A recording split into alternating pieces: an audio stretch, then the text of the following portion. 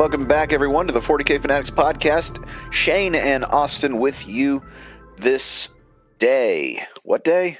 I'm not sure what day. The Winds of the Warp have got our release day moved around in various places, but you can always find us on Spotify, Apple Podcast, iHeart Stuff, Podcast. All the places where the podcasts are given away for free, as well as the YouTube, where we normally have got a little section of the show where we read comments, but unless the homie Paradukes is going to be our non-speaking third member of the pod, we don't have any comments. Go and read what he said and argue with him in the comments of our previous pods anywhere that you would like. Also, he says good stuff, not for nothing. But we've got quite a bit to cover today. We've got a new Codex out. We've got the Guard Codex. Does this excite you, Austin? I'm going to save that for our segment. Okay, we're going to have a little segment of that. You're not super giddy, I know. Let's tease it like that. But let's open up the bits box to talk about what we've done in the hobby this week. Open it up. I've been hobbying myself off. Also, let's skip the hobbying for a second. I played in an RTT. Now, as many of you know, you actually got to play. Yeah, I did. I did get to play. I knew that people would drop last second because they always do. They're scared and whatnot. Was the snow a factor? There was. I think the snow was a factor. There was snow and whatnot, and so some people from the next town over decided not to come, which was too bad for them and wonderful for me. So I played 4 games last week, 3 at the RTT and 1 in the middle of the week against a guy who was in the RTT, but I did not play him in the 3 rounds. And as many of you know, I am not one to do a lot of competitive 40K. I kind of don't believe in it. However, I do like to roll dice with the homies. So I got out there doing my best and managed to go 1 and 2. And it went very much the way that competitive 40K tends to go if you are not on the bleeding edge of the meta, which is I got my head stomped 2 times and then got to play for DFL. Do you know what DFL stands for, Austin? Oh, enlighten us. Dead bleeping last. Oh. So I got to play for DFL and ran into a guy who also was not playing the bleeding edge of the meta, and so we had a lovely game. That was the one I managed to win. But it was a lot of just picking my stuff up and being like, really? That does that? Okay. Had an interesting conversation with a guy playing Votan about how he had got out of Chaos Space Marines because they're not very they don't really have anything that's overtuned. You can't just spam some units and press the win more button. You kind of have to get you kind of have to get way in the weeds to make some stuff synergize best. And I guess he didn't feel like that. But he's playing the Votan, and they can work sort of one way. But I said, man, I don't. Like, I know you're kicking my head in, but this is not the experience I usually have. Like, I keep all my stats. I win 60% of the time when I'm playing casual games with people. Like, the game works with whatever army you want to play. But if all you want to play is some all-day RTTs, then you're going to have a bad time. And I think that it illustrates what I'm always talking about, which is it's not really meant for this. Yeah. But who am I to argue with the insistence of the masses? I did, however, get out my, getting into what I've done hobby-wise this week, I did get out my Crusade binder, where I've played like 6 Crusade battles with my dudes. Really? Yeah, and I figured up what my new points are. Everything on my Crusade roster has been cut, so I've got a whole unit worth of more points on my roster. And so I think I'm going to put some feelers out and see if anybody wants to play some Pariah Nexus Crusade here in the next couple of weeks, especially now that they can all, now they all feel that they can decompress from their tournament tuning. Mm-hmm. What'd you do in the hobby this week? Well, Did you get your fish? no, not yet. I guess if we're going to start on that, working on the aquarium, did the sand work last night, doing the rinsing of the sand. That was a big hassle. Taking the sand to the sink and rinsing it out in a bucket, and then taking that bucket of sand and water, hauling it outside and trying to strain it out. But yeah, it's coming together. We're going to work on the water today, and hopefully in a couple weeks be able to get some fish after the cycling is done. I like that. I feel like that obviously that has nothing to do with 40K. We are the 40K fanatics. However, I feel like hobbying's hobbying. Yeah, I could get to the Warhammer stuff I did, but you started off with the fish. Yeah, I mean, the fish are cool. I don't have any fish. Not much interest in fish, so I like how foreign it is to me. What'd you do in the 40K? Well, not 40K, but Warhammer overall, the old world. Still working on that giant. It's kind of working on the patchwork. Got the new yellow I was talking about, so his belly's now got a bright yellow spot. And then started working on the back patches. Got more of the flesh done. I'm trying to decrease the islanding that we've been talking about. Yeah. Trying to get it tighter and tighter and tighter in there. Well, and so it's less islanding and more like definition lines. Right, exactly. And that's what I was talking about last week, how what you want to do is start darker. That way those definition lines really feel like they're, like he's real cut up like a bodybuilder type thing. So he doesn't end up too flat. Go ahead. I have one more thing to talk about the islanding is as I'm doing it and kind of working on it, I feel like there's maybe a bit of obsession going on with the islanding discussions people have. Because to me, when I look at them from a table distance where I would see him in a game, it looks pretty okay. But then if I'm like looking at him for 6 hours, just like at like 6 inches from my face, that's whenever I start really getting too much into the nitty gritty, being like, why does he look like this? But then I have to step back and remember this is like kabuki makeup. This is like theatrical makeup. From a distance, from the stage, they look okay. Man, you're saying now with this big giant model what I've been sort of hinting to you at when I see some of your paint jobs. Because you're a fan of the old world, because the stuff I've seen you paint, because you're a fan of Guard, you paint these super tiny dudes all the time. And I feel like they end up very dark, especially you're a very old school heavy metal painter with your base wash highlight style. And you gotta just go so loud with those tiny guys. But now that you're seeing these big volumes on this big guy, it's like, now you see what I'm talking about, right? It's like you got to get it loud or else it just won't work or it'll look super flat. I mean, this is the first time I've really been dealing with large flesh areas. I've actually avoided painting large flesh area models in the past. That's one reason why a lot of my armies are guys mostly enclosed or wearing clothing. Yeah, these big rippling muscle men. I think what's funny is you're gonna go back and paint a goblin or something, and you're gonna have him base coated green. Maybe you'll throw a wash on, and then you'll be like, I'm gonna throw loud yellow highlights on this guy, and then you'll set him on the table, and he'll look excellent. Possibly. What have you been doing? Well, I have been working on some 3D printed guys. So, I'm not a big fan of 3D printing. Yeah. But the reason I'm not a fan of 3D printing is because I don't care about saving money. Mm-hmm. I think that people that go at this 3D printing thing in an effort to just lower the cost of stuff are coming at it from the wrong direction, which I understand that's a thing that you can do. Okay.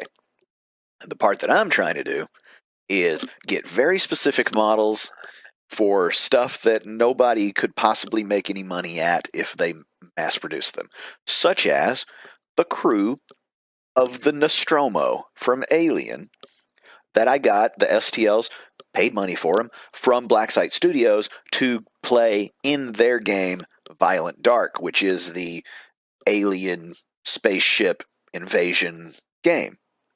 And I started on them. I'm still experimenting with this sort of two-tone shadow color sprayed on thing. So I sprayed them, primed in black, and then airbrushed them in dark green and dark purple. And then I'm painting over that and trying to let that inform sort of the tonality of the paint jobs while making everything sort of read as the color is supposed to be. And I don't know if that's happening, but I kind of think painting my ass off. I did 3 of them at once, doing their khaki pants and I was working on their faces and things. And then I had to run out for a chicken sandwich last night, so that stopped me. But you'll be able to see them on the Whip Wednesday post on X at 40K Fanatics Podcast. I have a question about those miniatures. Those are not licensed by Fox, are they? They are not. These are the legally distinct Nostromo crew. I think they're. Okay. I think the set is actually called Space Truckers. Okay, I was going to say, because one of the characters you have, I believe, on the right side, the far right side of the photo I'm going to be throwing up in the video, but he looks like a dead ringer for Captain Dallas. Oh yeah, 100%. Yeah, they're like I say, they're the legally distinct space truckers, but if you know type stuff, and their faces don't quite look like them, and the outfits don't quite look like them either. But, it's funny. On one hand, I say you pay for the STLs, and I did. Mm-hmm. At what point am I the arbiter of copyright infringement on this stuff? But, the alien game, I think, is Aliens, so you couldn't get Captain Dallas or Ripley any other way that I can think of. No. If Fox doesn't want running gun game. Yeah, if Fox doesn't want that, if they don't want that miniatures war game money, I guess they don't want it. Yeah. But I'm enjoying painting them. They're funny, right? So GW we know to be one of the greatest, if not the greatest, miniature companies that there are. And people could make an argument that there are some others that are doing great miniatures. Okay. But like the Black Site Studio people make a lot of STLs and they sell a lot of miniatures and things like that. And they are nowhere close to as good as the GW miniatures. GW has just the legacy behind it. They've been doing this for so long. They're just so good at it. Like, these are excellent 3D prints by the homie Brandon. He printed them up on his very good printer, and they're super crispy. But there's stuff in just the sculpting. For instance, they have like little individual fingers and things, which I'm sure looked great in Blender. They do not print very well, right? Because they're sort of true scale hands, and those true scale hands frankly, some of their fingers didn't survive the printing process or anything. And they come pre-supported, so they should work. But even if they had, they're so fragile, and they're so tiny, and they're so spindly in spots. Something I just had this thought is interesting to me that I wonder if people doing these 3D prints, if they ought to instead move more towards a return to classic miniature design, like they did with metal miniatures in the past that were hand sculpted. I wonder if that is the way things need to go until printers get to the point where they can model like pinkies and everything. Well, so the deal is the printer can model the pinky. Okay. The resin cannot support the pinky. Like if you just have a loose pinky hanging out, that's great. Yeah. Except if you touch it, or if there's a vibration, or if you, God forbid, drop it from the height of more than an inch, that pinky's coming off because there's just not enough material there. That's why that's why your 40K guys that are pointing with a power fist and their pinky's as thick as their head, or their fingers as thick as their head. Yeah, that's what I mean. Like, Yeah, I feel like a return to like big hands, big feet, big everything on miniatures, kind of not like 1-to-1 proportions, but kind of like exaggerated just a slight, would be a solution to all this, because it feels like we're going in a circle almost. Because through metal we had all the big proportion stuff, then we went to plastic, which allowed for a lot more kind of true scale. true scale going on. And now that people are doing their own homebrew stuff, now we're starting to go full circle back to needing to do traditional sculpting methods. Yeah, and I can't remember who. I can't think of who it is, but there's a sculptor who's a pretty big deal. And what he does is he gets in Blender and he starts with a ball, and he just mushes and mashes a ball to make a hand. And then he'll do an arm, and he'll mush and mash a ball to make an arm, right? And that's how he sculpts everything in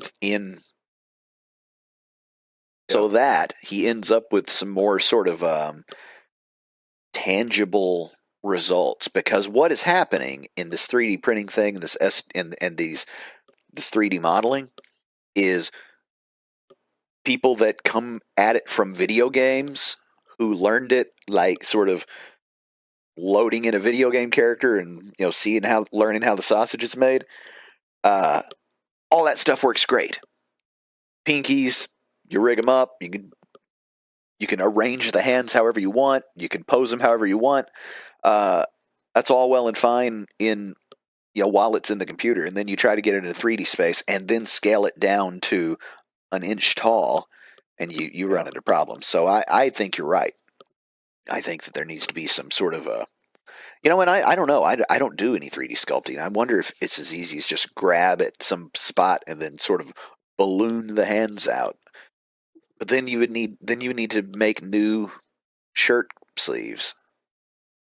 Yeah. So I wonder, just to wrap this up, but I wonder if like you could do like some kind of like virtual reality goggles with some kind of hand gizmos, sort of like virtually sculpt a miniature.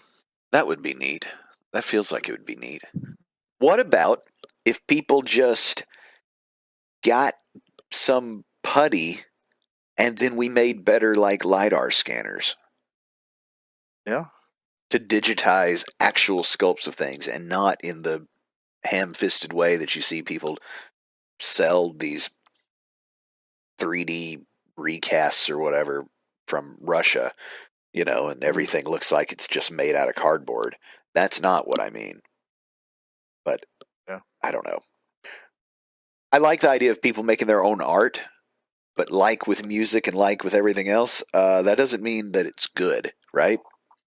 Yeah. It's like, I like the idea you can record a song, but I don't want to hear it. And it's similar with the 3D sculpting. It's like, you guys are not these guys. These guys have got what do you call it?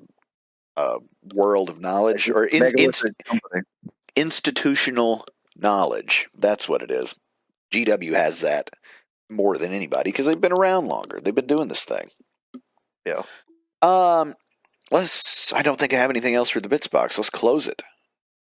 In our main topic today, during my game. Oh, we got to talk about Guard. Let's talk about Guard. We went too far into 3D printing. We did.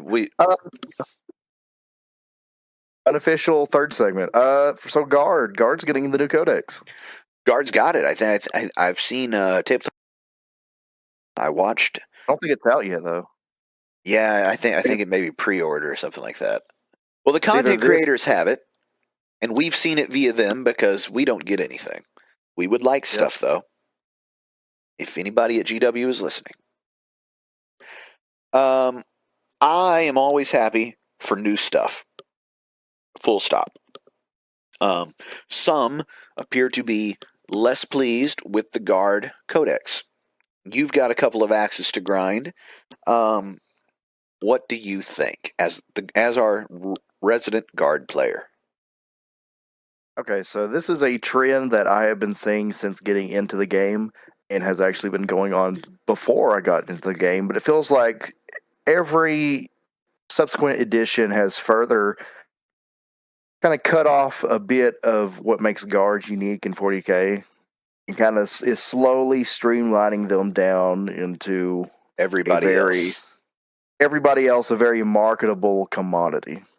Yeah. And I feel So like Guard, the big thing with Guard, at least my interest in them, what really grabbed me was they have the very good potential of being a make it what you want army, because they are basically just humans in space in a military, and that opens up all kinds of avenues for making your guys doing kit bashes, custom stuff, custom lore.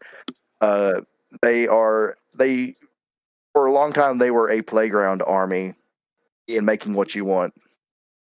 yeah, you like how previously Guard has been.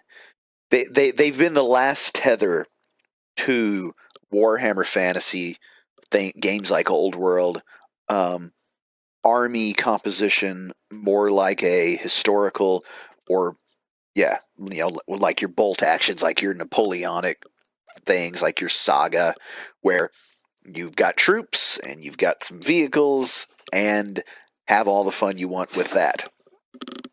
I know, yeah. It's kind of like they were the last tether to kind of more of the hobby aspect of the game and the amount of freedom you could make with them. Like you could always just buy Acadians as they came, or you could try kit bashing your own guard regiment and everything with that, and make your own army basically. Yeah, and so the big change in the new Codex is that regular troops, regular guardsmen squads, generic squads are gone. Yeah, generic squads are gone. And generic squads had 1,000,001 options, didn't they? Well, they kind of had less options in that they were just like baseline. You got your 10 infantry base. You take special weapons and then take a heavy weapon as well. The heavy weapon teams inside a unit are dead, and that's been a long thing with Guard, is being able to take heavy weapons. So like you could have a heavy bolter supporting your infantry as they're going forward, but that's no longer a thing. I think the main thing is just that generic template of you just saying, "Hey, this is an infantry squad." You point at the table. This is an infantry squad. That's gone. Now what they've done is they've replaced the infantry squads. Well, those are gone, so it's more like the only squads left to you are the Cadian shock troops, Krieg, and the Catachan jungle fighters. Those are the only infantry left. So now if you were to have a custom army that was neither of those, now you have to work out with your opponent what each thing is. And I feel like that kind of gets... Some people don't want to do the proxying like that. I feel like that kind of rubs some people the wrong way, where it's like, well, I got it now. I got to choose my Mordians. Are my Mordians more like Cadians, or are they more like Krieg, as the Warhammer community article put it? Yeah, so I think that one, you are an odd duck, and you are far in the minority on this, and I think there's a reason why. So they've whittled down so many, which now sort of long unavailable Guard, let's call them flavors, right? And they've turned them into the greatest hits. Everybody seems to love Krieg. Krieg are like the poster boys for the Guard now. The Cadians, everybody loves the Cadians. Cadianistan.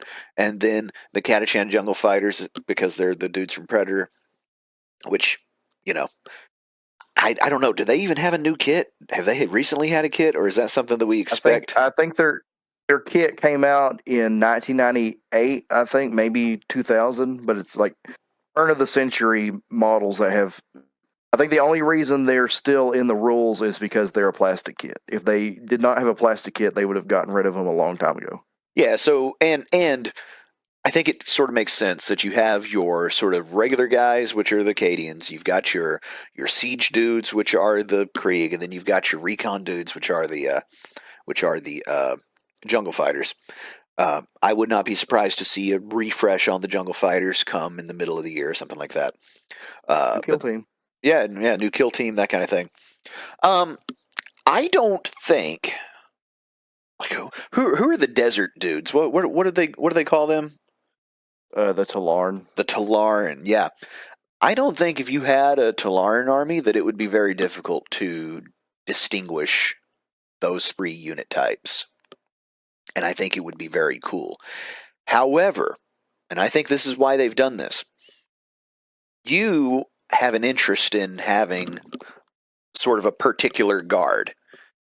I think that guard, especially the troops, because that's really what's been changed the most, are like a, I guess I'll take them because I have to situation for most guard players. I think the guard players just want to play World of Tanks, like on the larger look at it.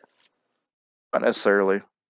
I know you're not, but all the guard players in our local community, besides you, just want a bunch of tanks, and they haven't been taking infantry squads anyway. They want dudes with jump packs and all kinds of nonsense to hop down and do an action because they don't care if their army doesn't look like an army, which I guess is fine.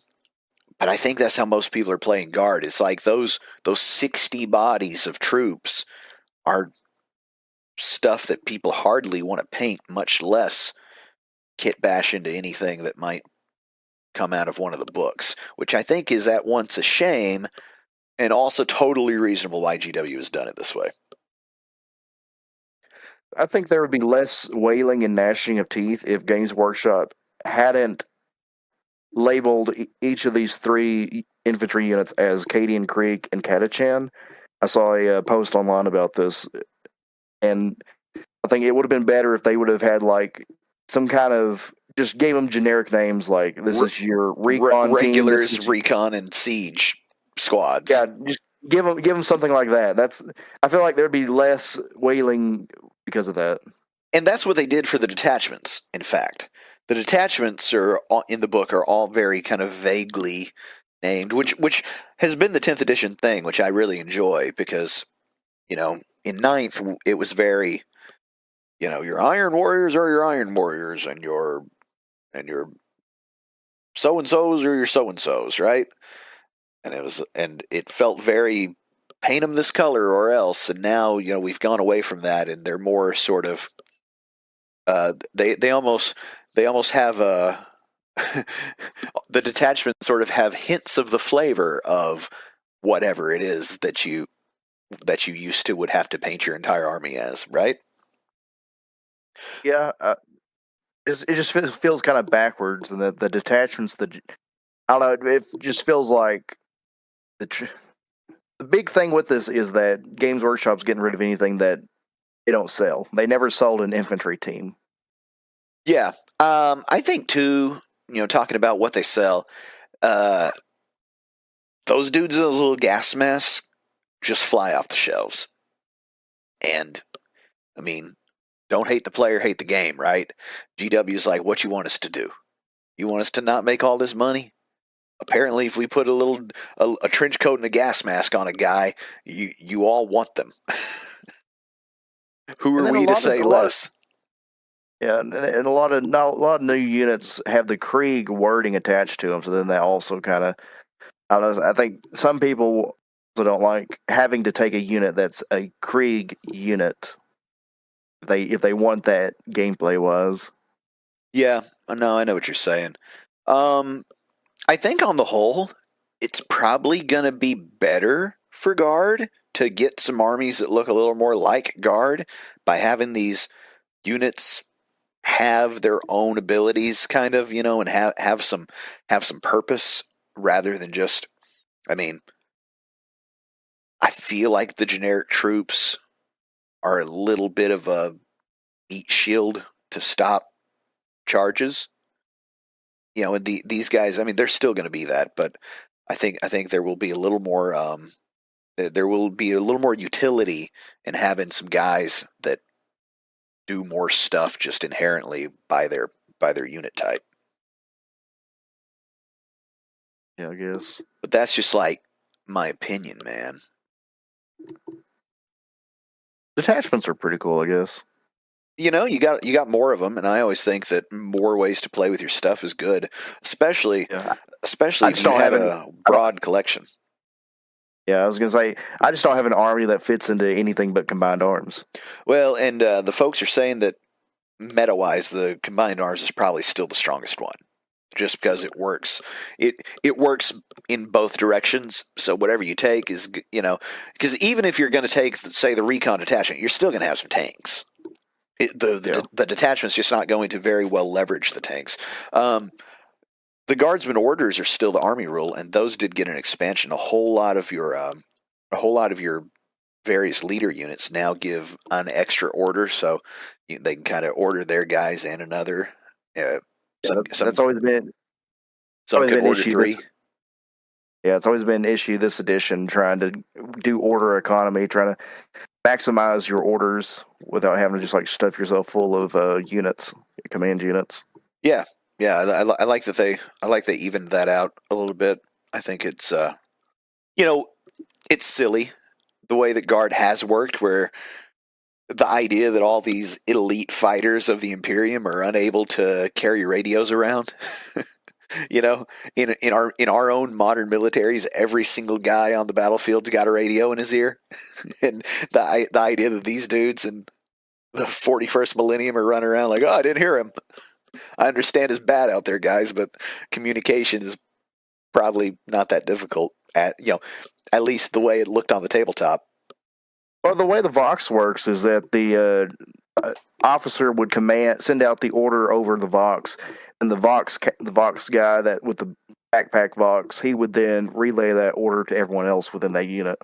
Yeah, that's a silly way to do it, but I guess the Dark Age man messed up regular old radio signals. We can only have one. Well, there we go. Guard is out. I'm always happy to have new stuff. Also, that new box, some people are hating on the new box. They're like, it doesn't have enough stuff, da-da-da. Well, look, it's got the cards, it's got the Codex, it's got, I think, maybe even some tokens for your orders. I could be wrong about that. Maybe some dice. I feel like there's one other accessory item in the box. But you get the new cavalry. You get the new, what's his name? Captain Dreer or whatever. The new guy on the horse that looks awesome. That dude looks similar to Lord Solar. Yeah, except just more Kriegy. And he gives mortal wounds on the charge. Oh. Yeah, man. So you get 10 of those cavalry with him attached. When you run in there, they all end up with lance and mortal wounds on the charge. You can mess some folks up, man. Well. Yeah. He gets up from the dead on a 2+, which of course he'll be the last man standing, right? After all his cavalry are shredded by God knows what on the way in. But anyway, let's close the book on the Guard for now. Maybe we'll talk about it some more in the coming weeks and see how they're doing.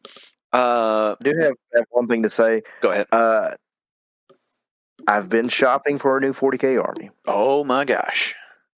I'm not going to reveal what that is for a long time, but things have been working around in my mind, looking at new things. I love it. Stay tuned. 40K is good, man, and I think you'd have more fun than you think if you didn't play Guard every time, because Guard is a little odd man out. There's something about this low key superhero battle that's going on between the Space Marines and the Xenos that is it's a fun playground to be in if you're not a regular old human. Anyway, we got to get to our main topic. This may be a long podcast today, so if you guys don't like listening to us, then leave. We don't care. I'll provide timestamps. Yeah, he's going to provide timestamps. You can skip all our Guard talk if you don't want it. Okay, this discussion came from the game that I played before the RTT. I played the homie Jordan and his Grey Knights, which they got a new detachment in Grotmus, and boy, is it spicy. It's one of those zone of control detachments where, sort of like the demons, where you control no man's land. If you control more than half the objectives, you control your deployment zone. If you control one, you can control the other deployment zone, and then you get a buff depending on if your guys are wholly within those zones. Well, we were playing a mission that it was very easy for him to keep that buff, and basically it was he rerolled hits on everything all the time, no matter what. And that made him very efficient, and he killed all my dudes. But we got talking about when new Grey Knights were going to come out, and there have been whispers and rumors that there will be new Grey Knights. Some people are saying they're going to be coming out in 11th edition. I don't think 11th edition is coming anytime soon. That's my opinion on the matter. I think we will have, if anything, we will do away with edition numbers entirely and sort of codify all the good stuff that we already have. That's what I predict, but that's a conversation for another day. But then we got to talking about if he was like, I don't know if I'm going to buy the new ones when they come out, or if I'll get on eBay and get some used old ones so that I have a lot of them and can expand my collection. To which I said, well, are you the kind of person that believes these are game pieces? Or is it a bit of an art project? And he said, I think I'm 50-50. Now, I know where I stand on this. 100%. It's an art project. How about you? I really do think it's kind of a blend. It is a blend, but so I think we put this on a spectrum, all right? On one hand, you have many painters that paint busts and paint single models out of a whole box of Warhammer. Yeah. Art project. They don't ever play a game. On the other hand, we could play 40K with blank bases. We could say that every single model, we could make us a little chart. It would take 5 minutes to decide how tall the tube, the imaginary tube, is above the base for purposes of line of sight.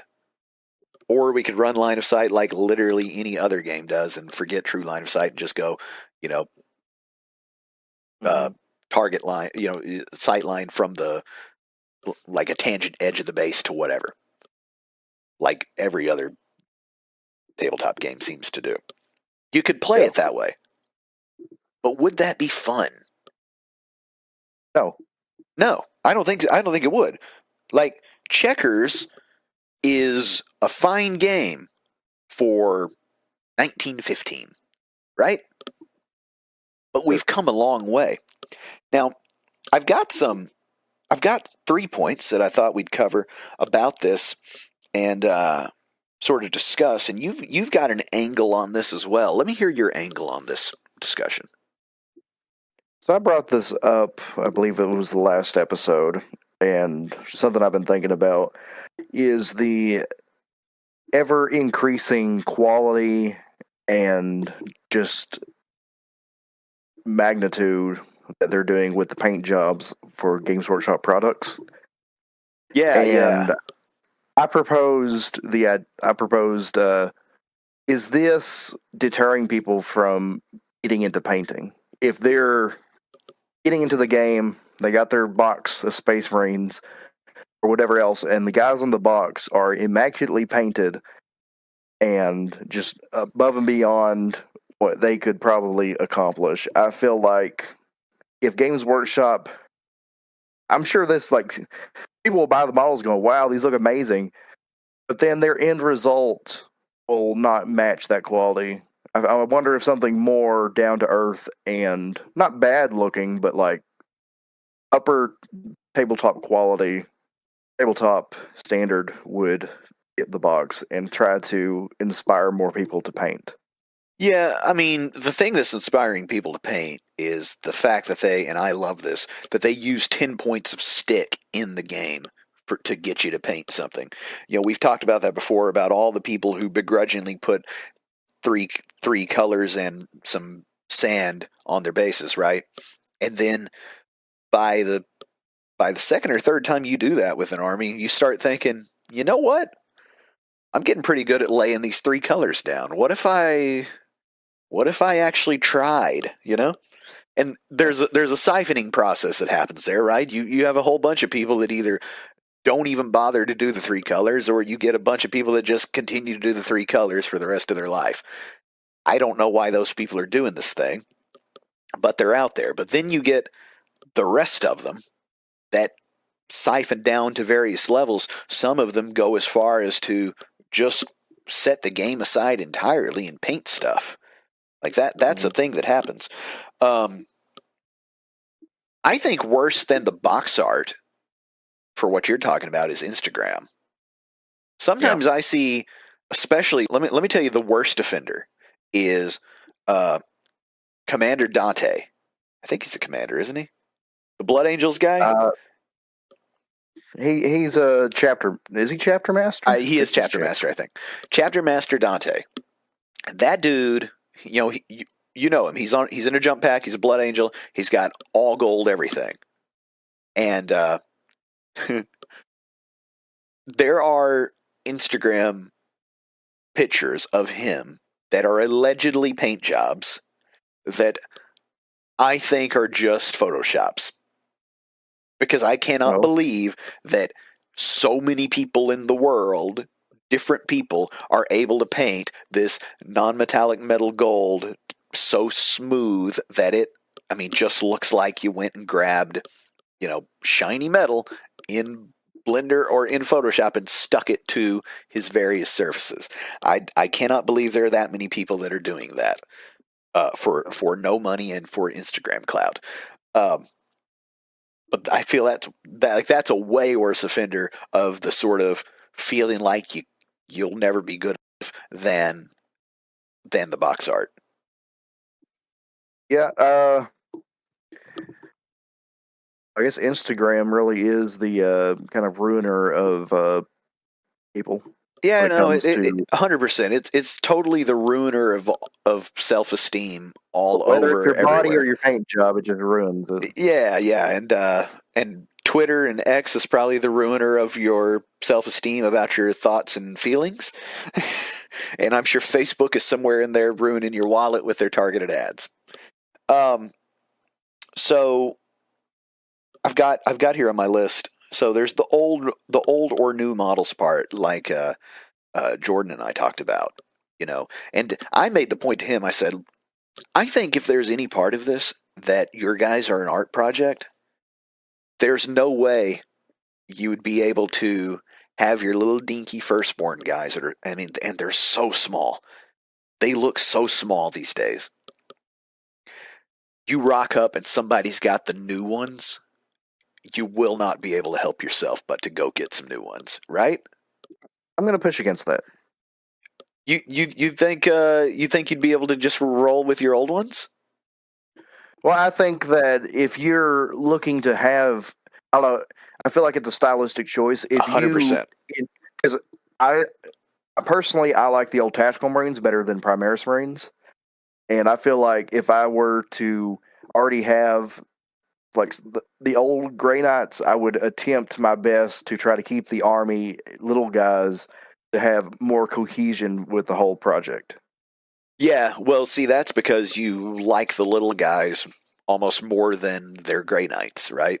But if you're into them because they're Grey Knights and the sort of mind's eye idea of what Grey Knights are, then the new models are going to get you, right?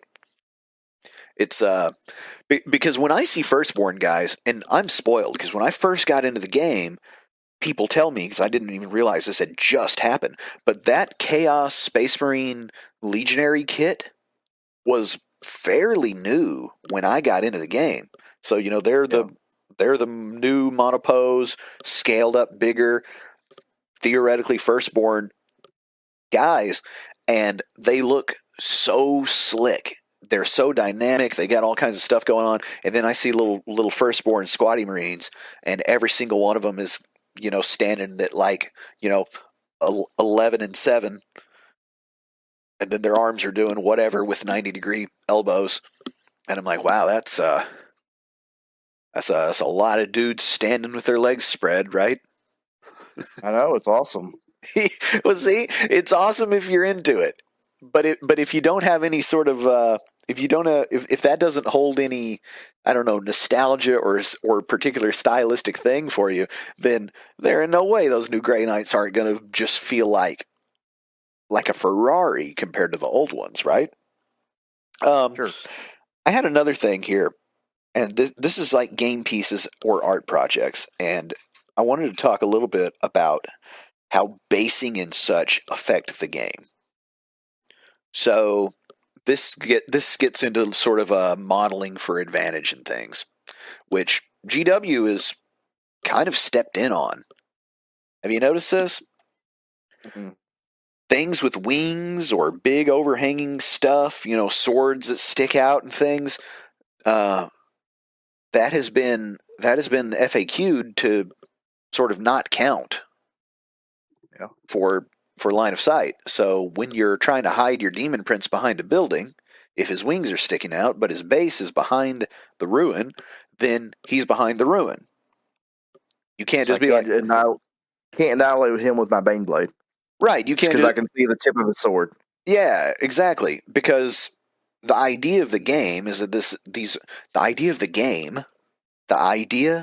the game is not that these are game pieces, because they might as well be quarters then. It would play much smoother if they were quarters. It's that we're imagining that these guys are real little soldiers and they're running around and they're doing stuff. Well, obviously, the demon would fold his wings up when he's standing on the ground behind a giant ruin. Obviously, the guy with his sword pointing out, he doesn't walk around like that all the time. He would put it down, duck behind that barrier, right?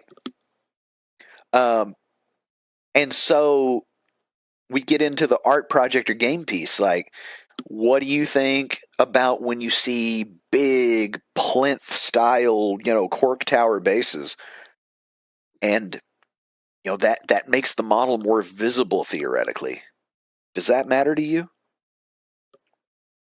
Well, I think this is kind of going at it from a very competitive mindset, these arguments. Because the way I would have played the cork bases, if they're like way up high, it would be imagining how they would look just on the base as they are. That's how we've always done it. I know. And that's the easiest way to do it. And it takes no imagination, and it's super simple. And everybody that is playing in any level of good faith is like, well, yeah, obviously your space marine is not 2 inches taller than mine, so now he can't hide behind stuff. That's silly. Also, they look incredible. Like, what we can't do as people have different tastes of what is an art project, what is a game piece, and how it affects, what is obviously a game, but is also an art project, in my opinion. What you can't have is stuff just be, you can't have one make the other not function, right? It would be advantageous for every single one of us to put absolutely nothing on the bases and just have the guys glued straight down, feet on the bases. That would be best if all that mattered was the game rules. But then, where does it stop? Then we just all model for advantage. Everybody arms down, swords down, banners tucked away. Like, do we set their bolt guns and their pistols down on the base at their feet? And say, oh, well, true line of sight, you can shoot from anywhere. So he's going to shoot from the top of his head with that bolt gun on the ground. Like, I don't want to live in that world. I don't want to play that game. I think that the hobby, because that's what we call it, the hobby is better when we allow both of these things to exist. And the question of whether you are someone who sees these as game pieces or art project, I think the best way, whichever side you're on, is to find a way with your opponent for both of those things to coexist.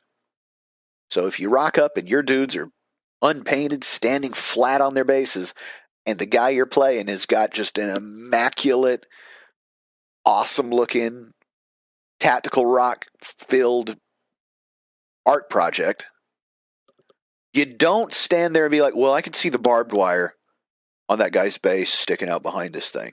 Don't do that. Because we need to encourage that guy. Because you know what that guy's doing? He's encouraging a whole lot of passerbys to play this thing.